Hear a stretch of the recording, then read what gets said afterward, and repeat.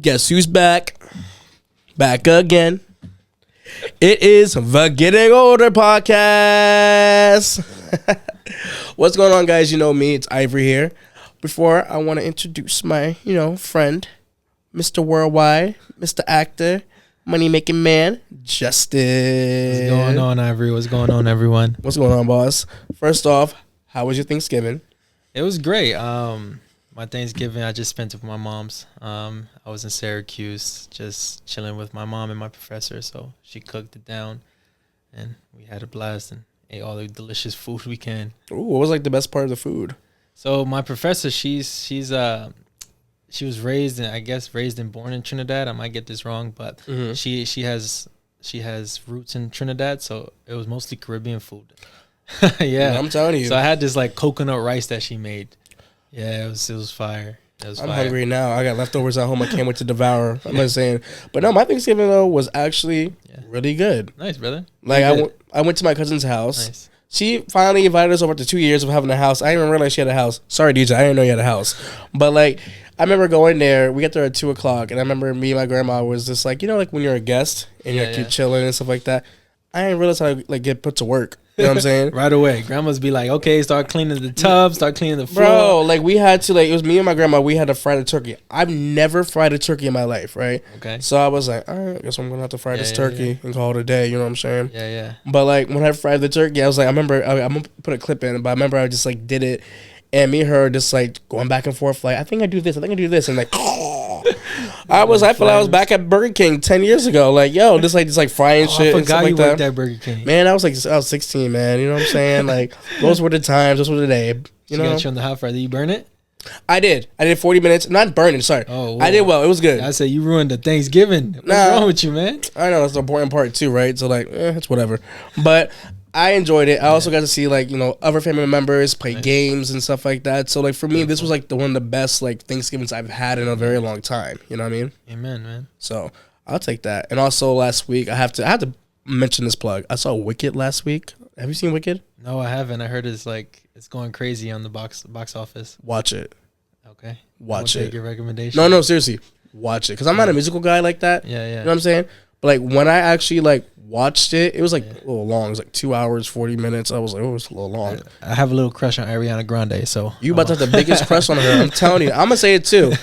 For the Academy Award for supporting actress, I think she's really a shoe-in. I'm not I'm really not trying to gaslight this shit. She really delivered, and I never seen Wicked before. Yeah, yeah. So I didn't know what the storyline was and stuff like that. So watching it and understanding it, I was like, oh, okay. I don't know if you know, but I'm an avid movie watcher. I go to the movies. Well, I remember, you had your movie list before, and I sent you some stuff before. Yeah. I don't know if you watched it. Probably lost it, but you probably have to send it back to me. No, you should. One of my favorite movies is called The Beautiful Boy with Timothée Chalamet and Steve Carell. I remember you sending me that. That one I think you should really watch. Yeah. I definitely will. That's on my list, but you got to send it to me after this.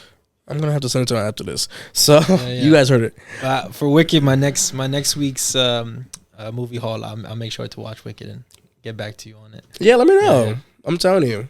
Bye. But we're in production. So I want to just introduce you real quick. So I met you in, I believe, 2017, 2016.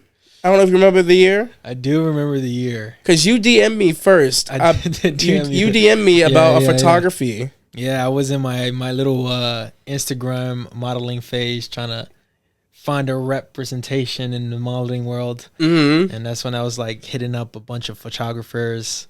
Was that 2016? Was I still in high school? I was most likely still in high school. You was in high school? Yeah. I know that. I graduated in 2019, so I had to hit you. Oh, you were still? Yes, you were in high school. Wow. Damn. Yeah. You young. Go ahead. So I was going around just asking every photographer I saw on my Instagram feed to just see if we can do some Photoshop work, photo shoots. Pro bono, obviously, because I didn't have money. I was in high school. I went to all boys boarding school. So. Oh, yes, you did. I remember. Yes, you did. Yeah. So every time I come back, I make sure that when I was in the city that I would get with somebody just to do some type of creative work, whether that be somebody who was trying to do something new and fun and exciting that was experimental. And that's when I hit you up, and then you hit me back up. You were probably I had probably hit DM'd over 100 people. Damn. And you're probably like one of 3 that hit me up back. Yeah, no, listen, because at that time, like, my photography was really doing well at that time too. So it was just like people like randomly like, oh, like want to work. Like, I love working, so let's go. But I remember I met you, and I remember we was on like, what was the bridge called again? The Williamsburg Bridge. Yes, Williamsburg Bridge. And I remember just like for I think 2 hours, talking, chatting it up, shooting, and freestyling. Time. Yeah, you were connecting with my lady friend at that time. Yeah. Oh yeah, I was gonna bring that up, but yeah, yeah, I definitely did. Shout out, girl. Hey, but like, but no, it was like I remember that time. I remember like, yo, like you was like mad cool, mad chill. You guys together was just like a vibe and stuff like that. Yeah, no, those were actually one of the best pictures I've have in my portfolio. I actually recently showed it to my my manager, who really likes them, wants me to put them on my portfolio. Nice. Yeah. So thank you. All right, you know what Kudos I'm saying? to Ive, man. You know? Kudos to Ive. He killed it. But no, like I remember just like during that time. But I don't know. I just feel like even like we shot a couple of times after that. My favorite shoot, honestly, was the Central Park shoot. I don't know if you remember. I do remember the Central Park shoot. That was actually my least favorite. Why? I was out of it. I was really out of it. I was tired. I barely slept that night before, so I didn't feel like my full self. But the one on the Williamsburg Bridge was no. They're top tier. Don't get me wrong. Yeah. But I just remember like doing like that shoot particularly. I was like, I don't know. I fell in love with the pictures. Those are all my portfolio still to this day. Nice. And, like people like those ones a lot, so that's why. Really. But listen, you fake it till you make it. So you made it work, though. Yeah. It was great. It was fun. I love working with you. So. Yeah, man. Always good. But also like besides that, I remember like throughout the years and stuff like that, you were in college. So can you tell people like what you do like in college and stuff like that? Oh, I just graduated last May. Congratulations. Thank you. I graduated from Syracuse University. Yes. You graduated from Syracuse University, but you've been all around the world. And that's something where it's just like when I just keep seeing like, are you in college still? Like, yeah, like where the hell are you at? So it's like you're like in like when I tell you like I'm so mind blown by this. Like I said, like getting to know you and talking to you, I would say to myself like, you are the person that is not complacent with basically like anything. I feel like if you see something and you want something, you go after that. Absolutely. And I was saying like, just like even like during that time of you just like going to these, like, can you tell the people like, where have you been? And like, oh, where have I been? Since college years or just overall? Well, overall too, because you take a lot of trips. So, and for me, it's just like your passport must be booked and stamped. You know what I'm saying? Yeah. I mean, we can start in state. I guess I've been to almost half of the United States. So 25 states at least? 25 states, yeah. Damn. Yeah. I do a lot of road tripping too. Me and my dog Sparky, we go around and hop on that car, pack it up, and just go to different states. And I'm sort of like a national park enthusiast. I like to go visit national parks all over the country. So, why is that? I don't know. I've over the time I just fell in love with nature. And it fascinates me that these different parks offer a different aura or atmosphere that I can immerse myself into, and it's great. It's beautiful, and I usually like to do those solo with my best friend Sparky. Yes, his dog Sparky, by the way. Dog Sparky. We love Sparky. And so aside from the states I've been to. I recently just came back like 2 weeks ago from Dominican Republic. That was actually my first time in Dominican Republic. Really? Yeah. I'm actually half Dominican, so it's your first time going? First time disowning my pops. I'm joking, but he never took me. So it was great. My aunt got married. Congrats to my aunt and her newly husband. And it was such a beautiful time. It made me. I felt like I was home for some reason. It was great. So I'll make sure that I definitely hit up Dominican Republic again. But I've been to Puerto Rico. I've been to most of the Virgin Islands, St. Thomas, St. Martin, St. Lucia. I've been to Bermuda. I'm a big Caribbean guy. Yeah, I like the Caribbean. I love the clear water. Yeah, there's like a lot of water. After I've been to like my first Caribbean, I think my first island was St. Thomas. Yeah.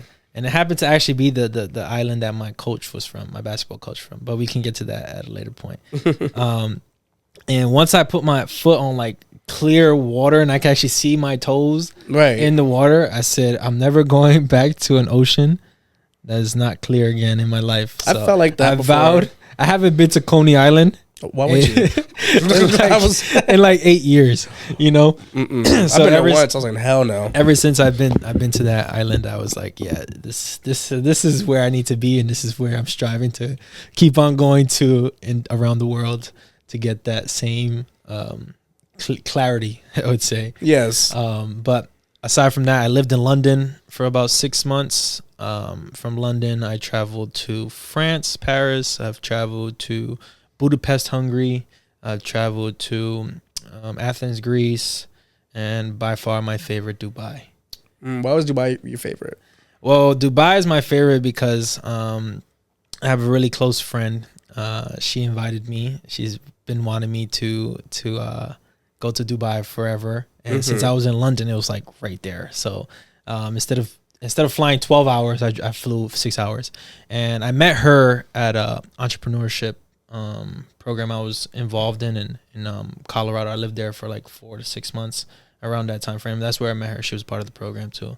And when I travel, I usually like to travel where I can be sort of a local, immersed in the culture and immerse myself in just what's immersed in that community already, you know. And yeah, it was great because we did nothing touristy. We did all the local stuff. We went around and adapted to what was the norm out there, and that made me feel like one of them instead of like somebody who had to like watch their back when they go out somewhere. You know what I mean? I was well taken care of. You know what I mean? We did a bunch of stuff that locals would do. I had the amazing local food. I was treated just as a local. It was such a beautiful thing, and the diversity in Dubai is great. I mean, it's bad side, but Dubai was just phenomenal with the amount of people from all over the world and all spectrums of the world were in one central area. And that's what I also like about London too. It was very immersed in diversity and cultural ethnicities and backgrounds, and allowing myself to immerse in that. That's what thrills me and makes me feel alive. You know what I mean? Because I get to learn and I get to have open and different perspectives on reality. How old are you? I'm 25. 25. 2025 on July. Okay. So I didn't know that. You should have known that. No, I said happy birthday to me. First of all, I know your birthday, but I'm just saying I'm saying for the people. Okay, I know how old you are. I'm saying you're 20%. You're 25 years old. Yeah. See, like, this is what I really like about you. Okay. It's that you will really like to immerse yourself into these cultures and stuff like that. Most people in 25 don't do that. Absolutely. And for me, it's like, it's so foreign to certain people to like hear like experiences and stuff like that of like going to different places. Like, that's for me always been like my bucket list eventually and stuff like that. When the funds are right, to like make sure I be able to go to like certain places and to be immersed into the countries. Cause I love to travel. I love to see different things. Like for me, like you said, like the nature. I don't know. Have you ever been to Yosemite in California? I have not been to Yosemite. What?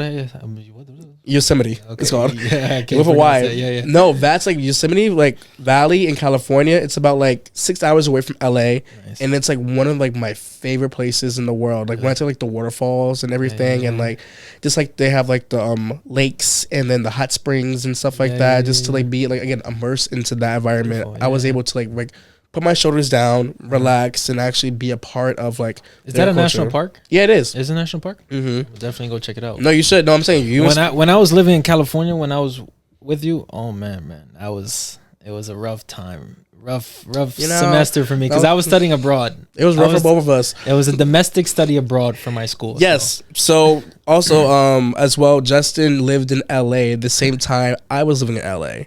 Correct. So Justin, you moved like I think August, right? I think of 2021. The end of August, because we had our orientation around that time. Yeah. So Justin was living in LA end of August. I left LA in October, but it was like for like those 2 months. I remember just like, yo, I'm in LA, I'm here and stuff like that, kicking it up and stuff like that. But it wasn't too long because I left right after you. So because I was only there for a semester. Yeah, because you had to leave. Was it like November? No, I left. December. Oh, December. Okay, yeah, it was quick. Yeah, that's when I booked my Law and Order gig.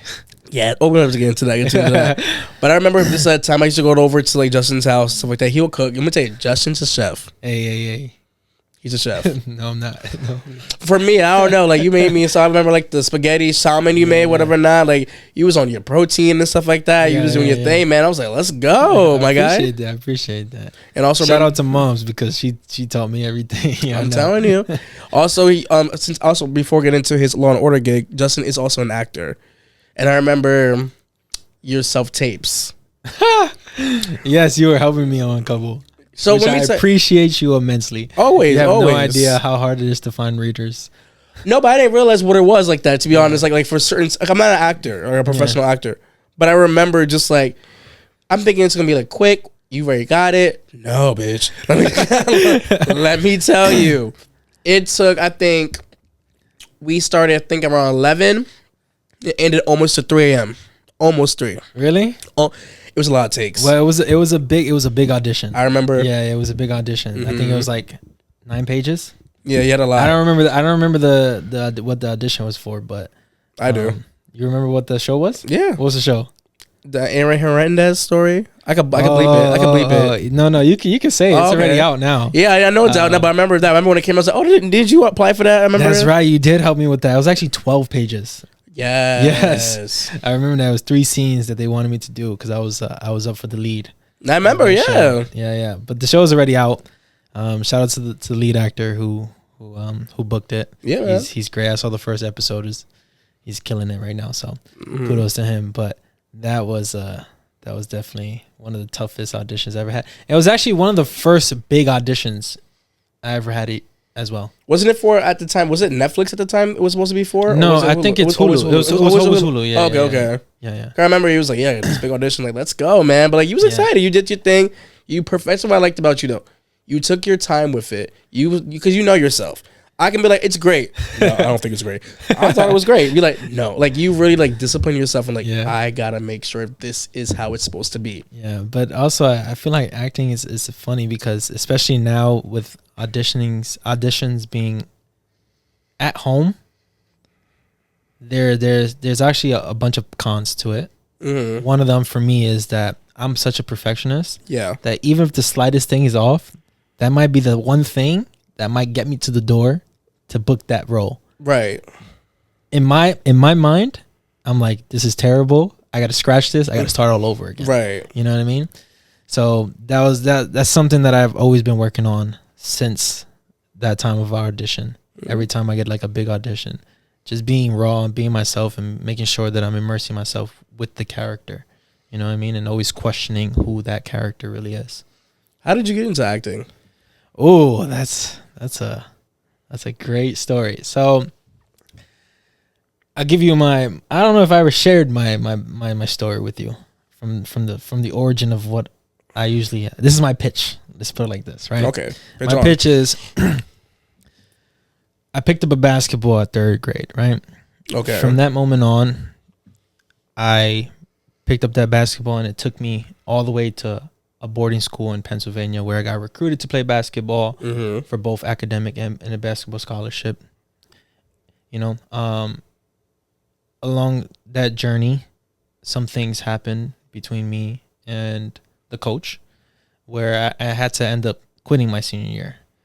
And my coach had passed away. Oh, I'm sorry. The year before. It's all good.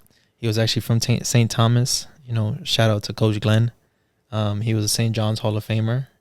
He played in the NBA in 1977, the year my mom was born. He got drafted in the 2nd round of the NBA draft. I don't know if you know how the NBA draft works.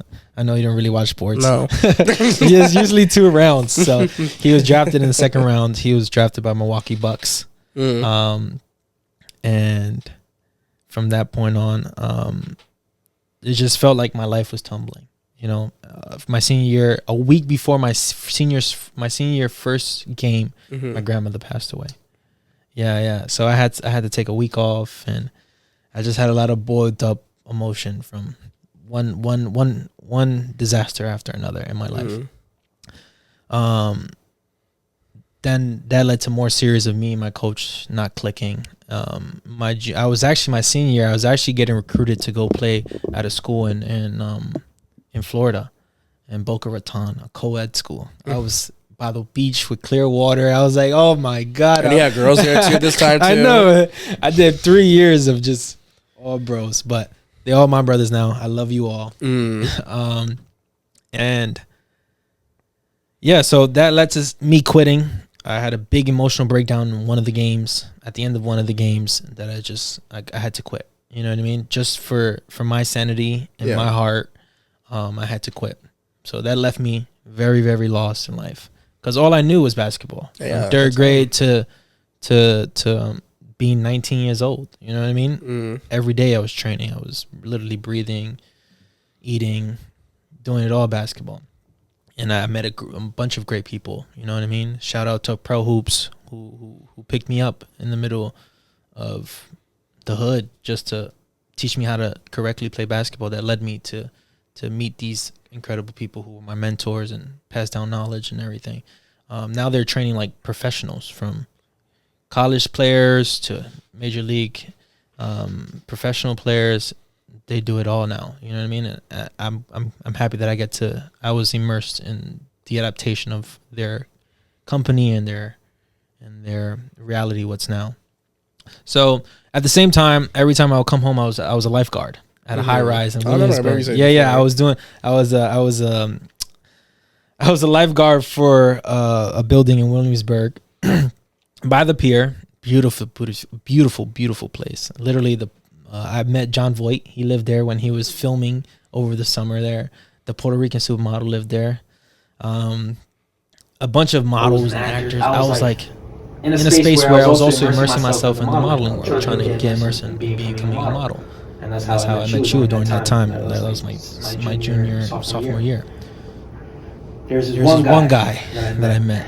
He's also an actor. He also has some like psychology in him. And he's done some healings of some sorts. And I was just getting immersed into healing and childhood traumas and all this beautiful stuff. So me and him sat down one day, and he just knew I had this like look in my face, like what's going on, you know what I mean?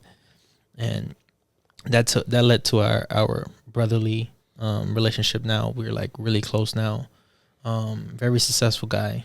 He's an artist. He's an actor. He's probably been in some of the biggest films out there with some of the biggest stars. Great guy.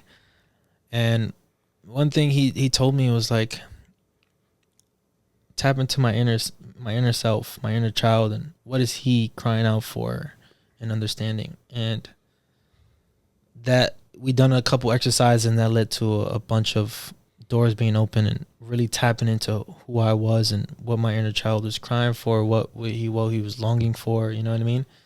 And it came down to revealing that prior to picking up a basketball, I was in theater. Elementary school, I was like in the stage, speaking, making shows, hosting shows. I was a part of like Broadway stuff and singing and dancing and being on stage and being very artsy, you know what I mean? Painting and a whole bunch of this stuff. And I always ask myself, why did I lose that? How did I lose that? You know what I mean? And it revealed itself little by little, and it's still revealing itself little by little as I endure in this journey. But one thing he told me after I told him everything that I've learned and from the exercises he was teaching me was that I have this calling for becoming an artist, for creating things. And he was like, why don't you consider becoming an actor? I was like, okay, cool. How do I do that? Right. You know what I mean? Like, you know, what's the manual? I don't know. Yeah. Where's the blueprint? You know what I mean? Like, I don't know how to do that. It's great to say, like, yeah, go be an actor. Okay. Like, as easy as it sounds, like, you got this. Like, okay, you can help a brother out. So he gave me a blueprint. I followed it. And now, after 2.5 years, 3 years, I've been on almost every platform. I mean, some are really small parts, but I don't see them as small parts. They're not small parts. Yeah. First of all, I always hear actors. I'm gonna give a PSA too. Shout out to my friend James, by the way. He was on an episode of Euphoria, and like it was like the second season, and like he was like the sound guy. I'm jealous, man. Euphoria. I wish. And I remember we went to his house, like my friend's house, to watch it. And I was like, listen, he had no lines. You see him for a quick second. Yeah. I loved it. I love you, brother, but I had lines. No, I know you did. No, I know you. I'm just saying when you say small part, I'm saying like I don't believe in small parts. Yeah. You're there for a reason. You know what I'm saying? I mean, some of the biggest actors say the smallest part have the biggest impact. So I take that. I don't take that lightly. But let's say gigs you did. What was the gigs you did like? So one thing you should you know about me is I'm a hustler. Like I go make sure my name is out there, and I go chase whatever it is. So when he gave me the blueprint, I don't know if you were the person who gave me my first headshots or not, but I got everything that I needed to get in line to start hunting for a agent. Yes. Literally. Oh, I was okay backstage. So this is for anybody who's looking to start an acting career. Get a headshot. After a headshot, you want to start building a resume, right? The way to start building a resume, how I did it was I went to backstage and I applied to every single role that was offered. Don't matter if it was asking for black, white, Asian, Mexican, it don't matter. I was applying to everything. As you should. You know, because at that time I was really hungry. I was like, I have a new ambition. You know, I can really get to this. I want to try this out and see how it is. After a couple of them, I really fell in love with just being in front of the camera. Like, just, you know, using what I built up over the years of growing up into a character. You know what I mean? And making it as real and connective as to people and the audience to see and relate to as possible. Yeah. So after that, I built that resume. COVID happened. Boom. I had like 10 things lined up the minute everything became locked down. So I was like, man. So I was like, okay, perfect. I got locked up. Not locked up. I left to ATL because my dad had a new baby, my little sister. So I wanted to go make sure family is a big thing for me. So I wanted to go make sure that I built a relationship with her. After COVID happened, lockdown, everything happened, I was supposed to go to Miami. The day New York locked down the city, I was supposed to go to Miami that day. I think it was on the 14th of whatever spring break time that was. Yeah. So I was a little upset, but at the same time I was delighted because I got to go spend time with my little sister, you know, and that time away got me to really lock in, not only on my career but on my health. I was grinding, sleeping schedule was right, eating schedule was right, grinding everything. But at that time I went to the SAG site, go to the SAG website.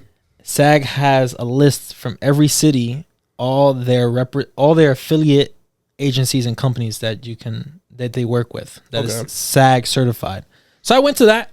I clicked on every single one in Atlanta. I was like, I went down the line. I submitted to every single one. I emailed every single one. One got back to me. Literally, it's a numbers game. I see life as a numbers game. You know what I mean?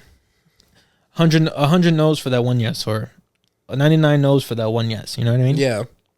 And that one got back to me, and that sort of propelled my career. After like 3 months of trying to get to her roster, I got it. I got into it, and it propelled me. And that allowed me to travel more because now I was represented in the southwest region or southeast region.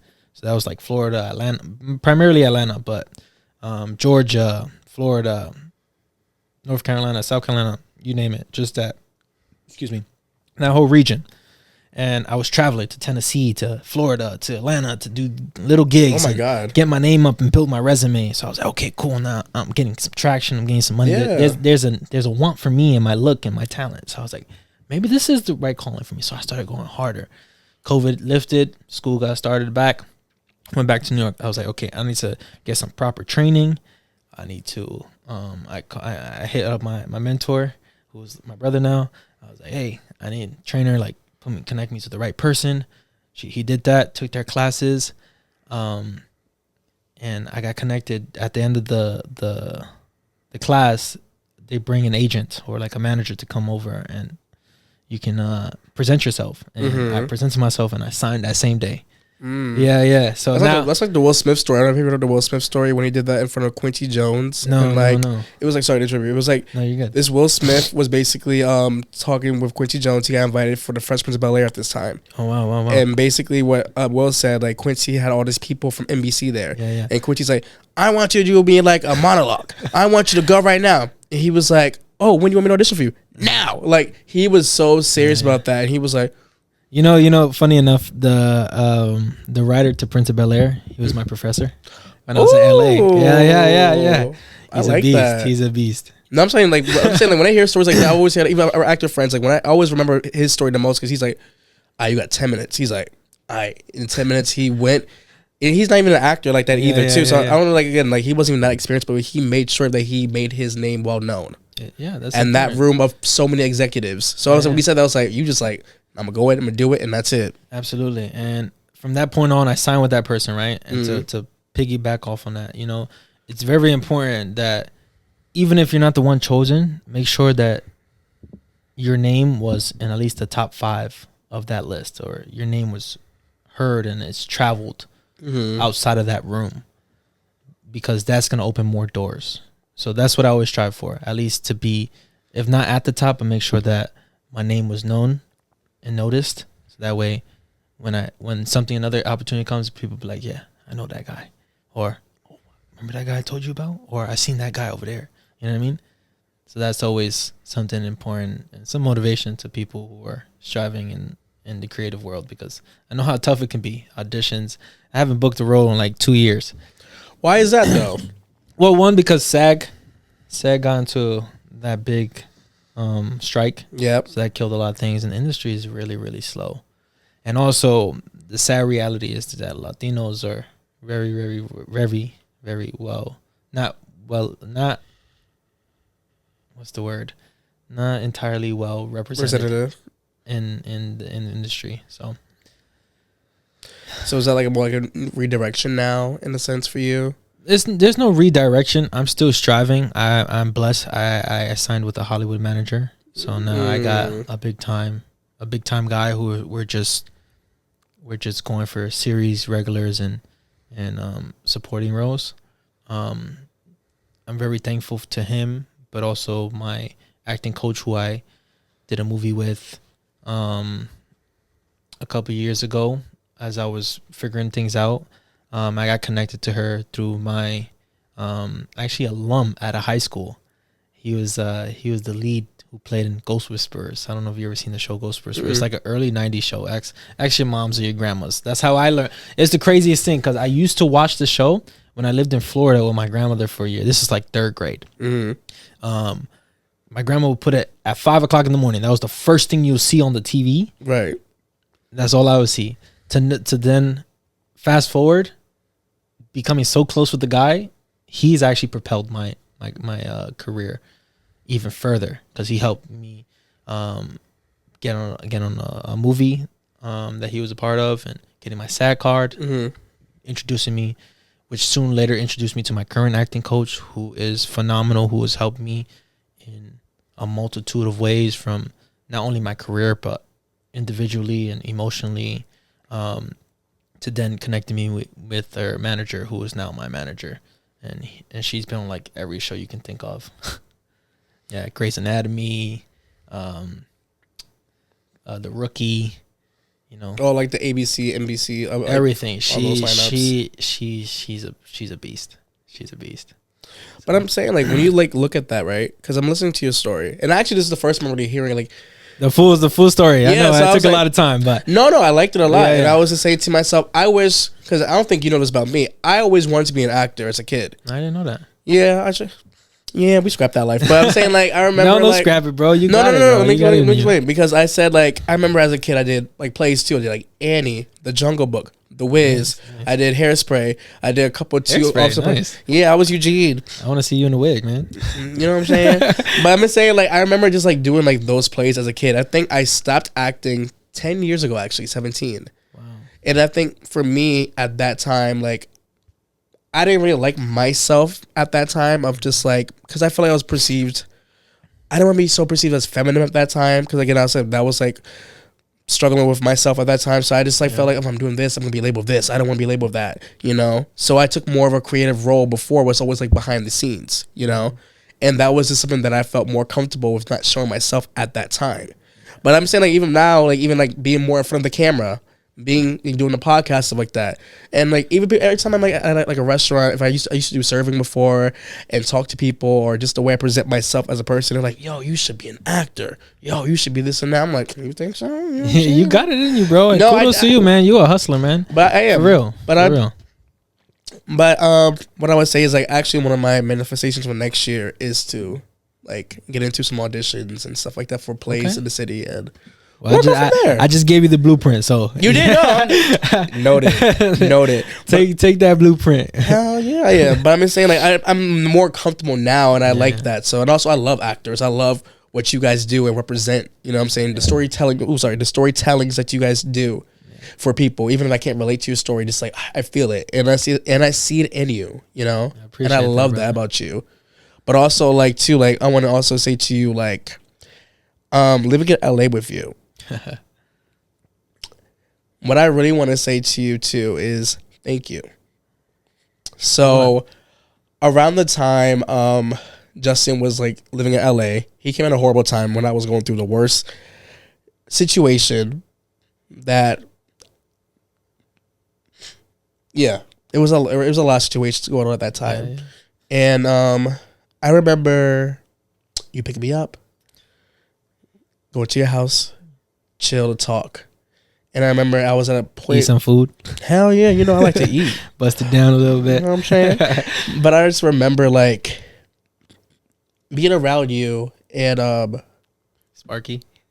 His dog. That's why I say we said Sparky. I was like, oh, I love Sparky.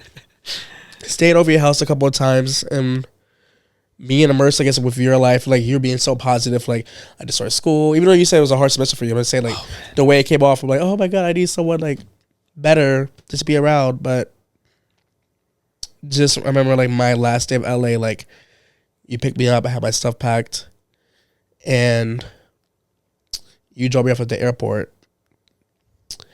and not knowing the unknown, you know. Yeah, bro, I got you anytime, man. No, but I'm just saying, like, I appreciate that because it was like problem. You weren't judging me, you weren't, you know, like, you know, just being rude about it, you know. And I really do appreciate that. I wanted to let you know about that part, and that's what I'm saying. Like with your story, it's like you know, things happen, you know. Absolutely. And what we want to do and how we want to become the person that we want to become, you know. And like I said, like for me, it's like with you watching you grow, literally. For like almost 10 years now at this point, and I'm just like seeing like I'm proud to see like the man that you are becoming as well. Appreciate like, it, brother. Thank you. You know, it's not easy. You know, you've been through a lot of hurdles in life and stuff, man. But like the things, like I said, like I said earlier, you're not complacent. You're not gonna let fear take you down. You're gonna go to every other place in the world or whatever you want to do. Absolutely, I think it's very important. You know, a big thing about me is that I make sure that I listen to the older and wise. That's like one of my cardinal rules in life. Mm-hmm. Anything some of the OGs have to say, like I make sure to really listen and implement that because they've seen the world more than us. You know what I mean? And one thing I've seen, especially within my family, that a lot of people strive was to see the world more and be out there and not make dumb decisions. So I took all that and I literally implemented that. I don't drink, I don't smoke, I don't do anything. Oh yeah, he's very sober, by the way. That's one thing I want to say. You are very, very sober. Never saw him touch a drink. Never saw him touch. I'm DD always. I'm designated driver. Hell yeah, always. He was. That one night we went out. Hell yeah, you was. Yeah, I think I love that. That's something that it's like some people don't like. Wow, you're 25, you're sober. Like I get that every day. It's like not even one. No, not even one. And I guess I've always sort of been comfortable to a good enough level with myself to be okay with the reality that we all go through. I know we all struggle and we all have fears and we're all tackling things. But for me, I've always been okay with not having to let myself go to be okay with things. You know what I mean? Mm-hmm. And I take that. I take what's going on with me, and I like to understand it and ask why and break it down and really digest what it is so I can have an understanding of myself. Really, it comes down to the self, you know what I mean? Yeah. So I think that's very important. And also my family has a history of drug addictions and stuff like that. So that was also another, not only like verbally people OGs telling me something, but visually you see it. Your environment tells you things that doesn't have to be verbal. And you know what you want for yourself too at the end of the day. Exactly. I'm very goal oriented, so I make sure that no matter what, just strive, keep my head down, and stay focused. Because 20s, you only get that once, right? Yeah. So they say take your biggest risks now. Yeah. So most people are afraid to. Man, I just lost 10 bands yesterday. You know what I mean? What can I do? I can money comes and goes. I know, but trust me. You know, I did a little trading, and it didn't go well. Did a little silly move, but it's all good. You know. Listen, child era. You live. You know what I'm saying. You just said it. I have. I'm only at my first quarter of life. I have 3 more to go. Yes, you know what I mean? God willing, man. God willing. Got 3 more to go.